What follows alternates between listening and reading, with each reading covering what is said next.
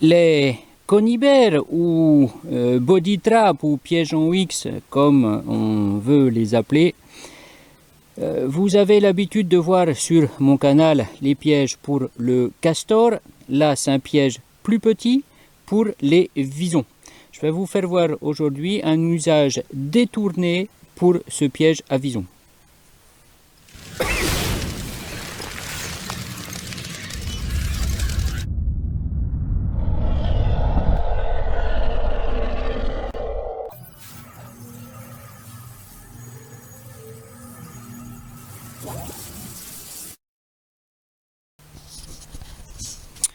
Alors, usage détourné, oui, parce qu'en fait, je vais m'en servir pour pêcher. Ici, je suis dans une castorea, donc là, elle est très vide. J'ai fini de la vider, entre guillemets, il y a 3 semaines, un mois environ. Et donc là, il y a des visons qui sont là, et les visons sont invasifs ici. Les visons sont un gros problème au niveau de la faune, puisqu'ils bouffent tous les oiseaux, ils détruisent les nids, ils bouffent les œufs, etc. C'est un gros problème. Le vison, il est invasif ici, donc c'est le vison d'Amérique, le néo-vison de son nom scientifique. Et il faut aussi le chasser, le trapper, enfin l'éliminer si on peut. Là aujourd'hui c'est pas ça, donc je vais me servir d'un piège à vison, mais pour pêcher de la truite. J'ai ici une des brèches que j'ai faites pour vider la castorea. J'en ai une autre qui est plus loin aussi. Donc là c'est la brèche la plus basse et j'ai mon cours d'eau normal, donc qui vient et qui s'échappe par ici pour ensuite aller vers le bas où c'est une ancienne castorea aussi. Mais ça c'était le cours d'eau normal de ce cours d'eau. Donc le passage normal de ce cours d'eau. Donc là j'ai réouvert ça, histoire de vider la castorea, et je vais donc me servir de ce petit passage ici pour venir pêcher. Et là les truites passent donc entre cette partie de la castorea ici qui est sur le devant super creusé.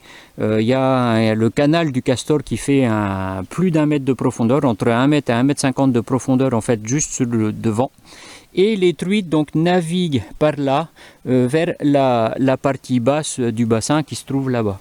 Ici j'ai donc mon petit passage qui est le passage obligé pour les truites. Alors je ne vais pas vous faire voir comment armer ce piège. Vous n'avez qu'à aller voir dans le lien là-bas dans la vidéo pour se libérer des pièges en X comme ça, des conibères. Puisque même si là c'est beaucoup plus petit qu'un piège à castor, c'est pas un 330, c'est un 100, beaucoup plus petit. Ça fait une quinzaine de centimètres, je crois, simplement d'ouverture.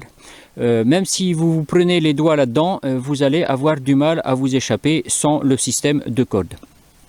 Donc, je ne vais pas parler du système d'armement, je vais juste parler de comment et où je le pose. Donc là, j'ai ma petite brèche, je vais essayer de faire tout ça sans mouiller les pieds, ce sera pas mal. Et donc, je vais venir poser mon piège avec le système de détente vers le bas. Et je vais venir poser ça en plein milieu, comme ça, de mon petit passage d'eau. Donc ici, voilà. Et ensuite, je vais prendre un petit bâton pour l'exemple. Mais il suffit de venir bloquer donc de ce côté-là et de l'autre côté dans les anses. Et d'avoir un fonctionnement, donc surtout que le piège ne puisse pas bouger dans ce sens-là. Hein. Pas bouger dans ce sens-là. Que la truite, quand elle va venir taper dans le système de déclenchement, le piège soit bien arrimé. Donc ensuite, une fois que tout ça, on a bien mis les plots ou les piquets de chaque côté, on vient enlever les sécurités. On la voit à travers l'eau là, oui. Donc on vient enlever les sécurités et il n'y a plus ensuite qu'à sécuriser le bout de mon piège. Ici, voilà. Là, c'est de la truite.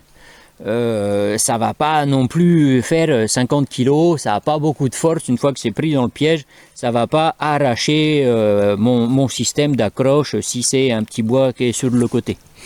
Donc ça, bien sûr, c'est un système que je ne fais pas avec les castors. Un castor de 20 kg, ça a énormément de force. J'ai déjà vu un castor pris dans un collet et tirer un tronc qui devait faire pas loin d'une centaine de kilos. Donc, ce qui n'est pas bon pour le castor, par contre, pour la truite, ça va très bien.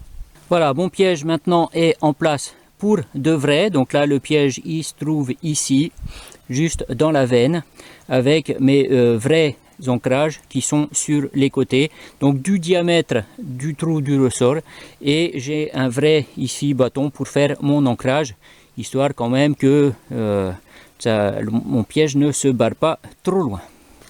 Et voilà le résultat. Donc ici,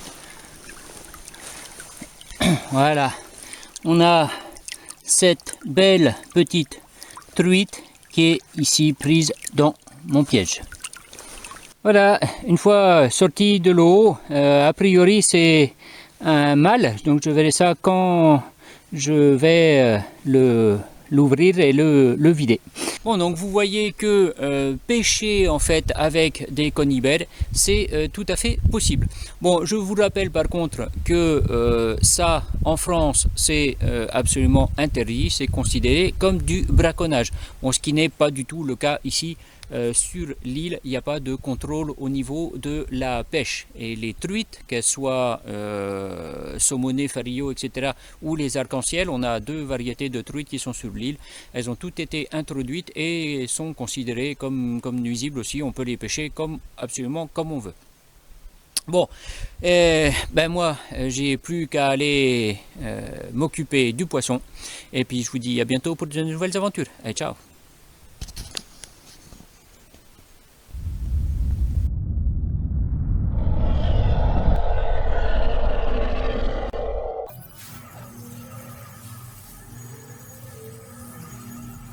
Yeah.